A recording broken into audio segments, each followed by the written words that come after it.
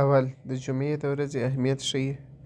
دا سورت مسلمانانو ته یادونه کوي چې د جمعې په ورځ د لمانځه لپاره هر کار پرېږدي او د الله عبادت ته راشي.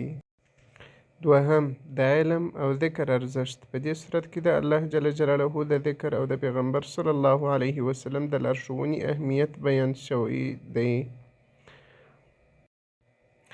دریم، د منافقانو او یهودو اصلاح. الله د هغو خلکو حالت بیانوي چې علم لري خو پرې عمل نه کوي ترڅو مسلمانان عبرت واخلي.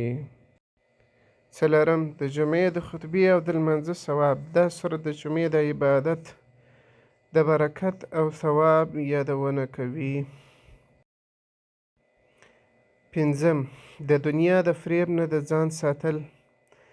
دا سورت مسلمانانو ته امر کوي چې د دنیا تجارت او مال پر ځای د الله او آخرت یاد ته ترجیح ورکړي.